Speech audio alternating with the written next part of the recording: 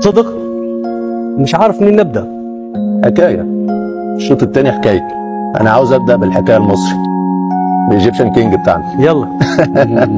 في الصناعه المصري حفله. في الصناعه والتسجيل ابوظ الروتين بتاع الاستديوهات، فخليكم معانا بتوع الجاليري يا سامر. هنبدا بالاول بالصناعه والتسجيل لصلاح. انا اول مره اشوف مارتينيز يترقص تانجو من صلاح. ترقيصه حلوه قوي قوي اللي بدا بيها الجول الثالث الثاني بتاع جاكبو، اللي عملها رقصه، جابوا شمال ويمين وراح عامل الباص لجاكبو اللي راح شايلها من دخية وسجل الهدف. فالصناعه حلوه والتسجيل احلى بالنسبه للفريق، بالنسبه لصلاح. بدايه الهجمه، التحولات السريعه، السرعه، المهاره. تعال لنا بقى مارتينيز، تعال لنا مارتينيز اللي سفاح لكل المهاجمين، جابوا شمال ويمين، وقعوا على الارض، راح عامل التمريره اللي جاكبو اللي كمل اللوحه حلو. قال له دخية عايزها فين؟ طب خد فيها بغير المتوقعه من فوقيك.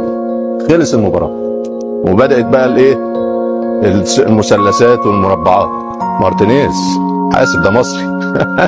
رقصوا تانجو ولا سامبا، ولا الارجنتينيين بيرقصوا ايه؟ تانجو. سامبا عند البرازيليين. رقصوا تانجو بدون كوره. تك تك تك تك شمال يمين.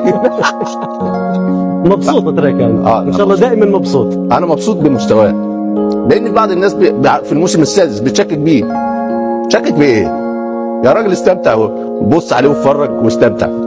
بص حط بقى الشاشه ورجع المباراه تاني او اليوتيوب واتفرج عليه بس، هتتبسط. هتضحك من غير سبب. المهاره الكبيره بالنسبه للمدافعين. تنهاج ساب المدافعين بتوع الشوط الثاني. تنهاج ساب المدافعين بتوع الشوط الثاني. التمريره اللي فيرمينيو اللي بيقولوا ماشي، فبيقدم مباراه كبيره. تتذكر لما سالتك قبل المباراه تراكا وقلت لك ان من اهم نقاط القوة لصلاح هي القوة الذهنية في موسم ليس الأفضل لصلاح، لكن صلاح لازال موجود. القوة الذهنية شيء خارق للعادة عن صلاح. هو القوة الذهنية والموهبة. كل مدى يقول لك ايه، راح للسقف يجيب لك الجديد. بقى محفوظ للمدافعين يجيب لك الجديد. خلي بالك في الماتشات الكبيرة ما بيلعبش أي حد، ده بيلعب اليونايتد اللي جاي بزخم كبير وموسع بقى، وقال لك فاتح صدره. والله في حد تاني قدامه الكرة قدامه على يمينه يقول لك استنى وقف وشوف حارس المرمى ازاي. لا ده على طول يلطش باليمين في سقف في المرمى.